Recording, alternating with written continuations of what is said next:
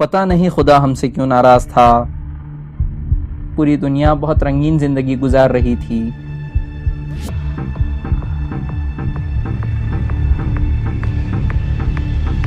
पूरी दुनिया में इंसान अपनी मादी जिंदगी में खुश था, मानो इंसान ही खुदा बन बैठा था। जुल्म और सितम बढ़ता जा रहा था। अपने फायदे के लिए इंसान ने इंसानियत भुला दिया था। इसे क्या पता था कि इसकी जिंदगी एक दिन खत्म होने वाली है। Tonight, extreme measures to contain the virus. In Wuhan, spread the number of coronavirus cases.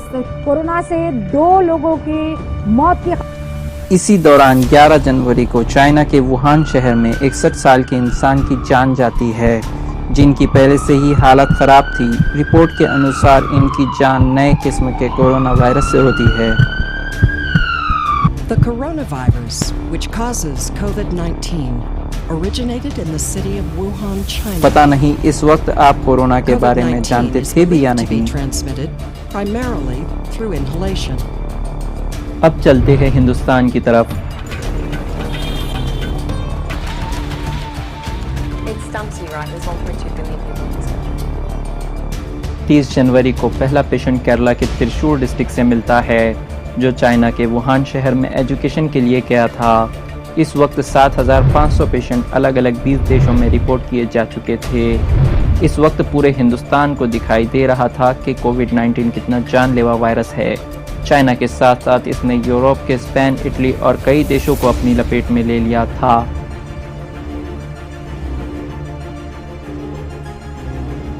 इसके बाद भारत ने 31 जनवरी के बाद से अपने भारतीय चाइना से इवैक्यूएट करना शुरू कर दिए। –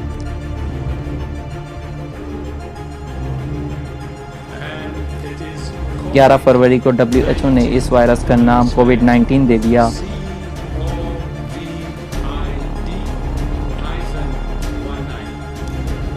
24 फरवरी को इन हालात के चलते मिस्टर ट्रंप भारत आते हैं।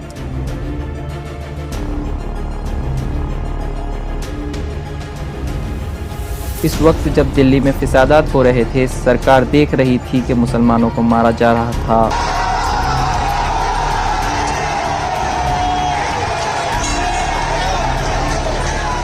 मस्जिद को तोड़ा जा रहा था और कोविड-19 तेजी से फैल रहा था। मिस्टर ट्रंप देख रहे थे दिल्ली में क्या हो रहा है।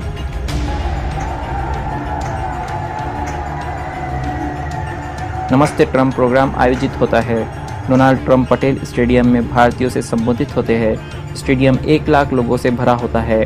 पता नहीं इनमें कितने लोग कोरोना लिए घूम रहे होंगे। President of the United states of America mister Donald Trump, हम started out by his father's side as a चिवाला। 12 मार्च को कर्नाटक के कलबर्गी में 76 साल के इंसान की कोरोना से जान जाती है। 13 मार्च उड़ीसा ने डिक्लेयर किया कि सारे पब्लिक प्लेसेस बंद कर दिए जाए। Schools, colleges, cinema, sports institution सब बंद कर दिए जाए ताकि वायरस को कहीं पनाह ना मिले।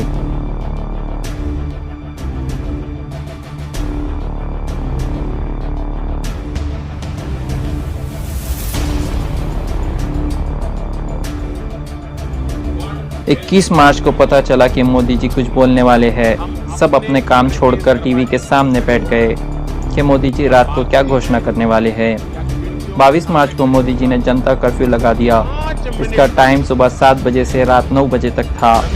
मोदी जी चाहते थे कि कोरोना को थालियों की आवाज़ से भगा दिया जाए। ताली बजा करके, थाली बजा करके, घंटी बजा करके, इसलिए उन्होंने 5 बजे 5 मिनट को कोरोना को भगाने का प्रयास किया। थाली से लोगों ने कोरोना भगाने की बड़ी कोशिश की, लेकिन फिर भी नाकाम हुए।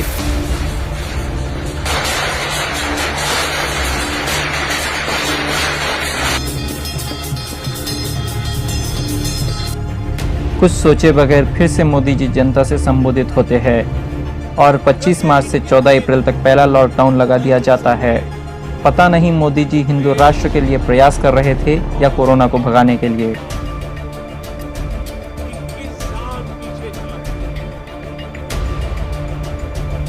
अब मोदी जी के लॉकडाउन की वजह से नई दुख भरी कहानी आ गई। इस 21 दिनों के लॉकडाउन में दूसरे राज्यों से आए हुए प्रवासी मजदूर सब वहीं बंद हो गए। ऐसा लग रहा था कि सरकार ने इन लोगों को जेल में बंद कर दिया। औरतों और छोटे बच्चों की परेशानियों से लग रहा था कि मानो वो जिंदा ही दफन हो गए।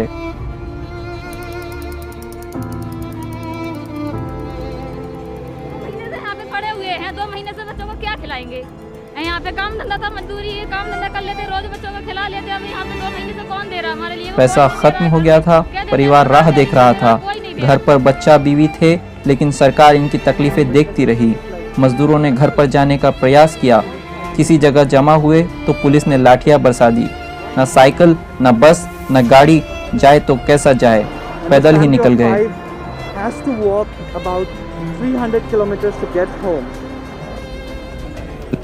1000 किलोमीटर तक कई मजदूर पैदल चले।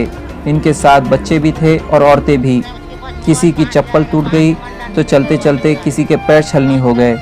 ये चिंता सरकार द्वारा मजदूरों के लिए की गई थी।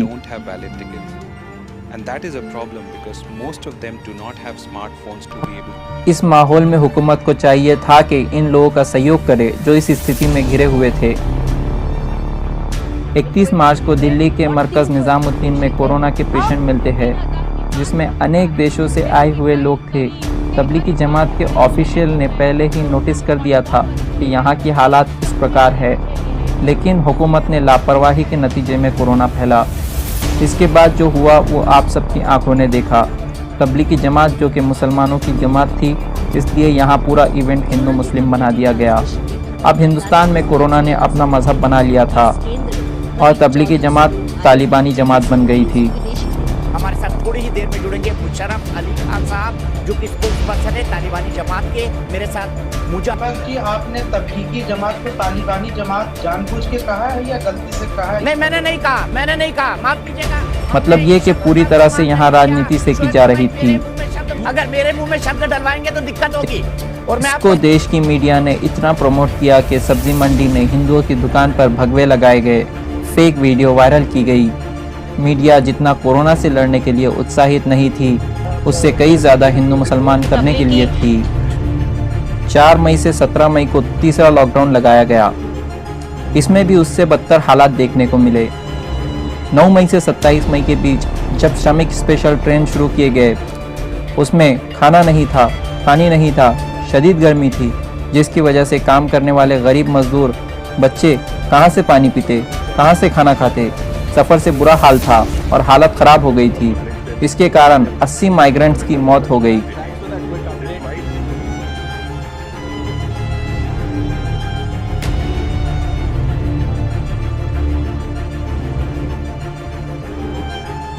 इस लॉकडाउन में 8 मई की सुबह 5:05 में एक और हादसा होता है। जालना से औरंगाबाद जाने वाले वर्कर्स ट्रेन की पटरी पर सो रहे थे, जिनकी उम्र लगभग 20 से 30 साल की थी। अचानक मालगाड़ी गुजरती है और 15 लोगों की मौत जगह पर हो जाती है और 2 लोग जान बचाते हैं, लेकिन वो गंभीर हालत में थे। अस्पताल ले जाया जाता है तो रास्ते में जान चली जाती है। यह हादसा दिल दहला देने वाला हादसा था। लॉकडाउन ने गरीबों को घर जाने पर मजबूर कर दिया। Officials say the victims are migrant laborers who are thought to be traveling to their home villages under the country's coronavirus lockdown. साथियों, देश में जिस तरह सही समय पर सही फैसले लिए गए, आज उसी का परिणाम है कि भारत अन्य देशों के मुकाबले काफी संभली हुई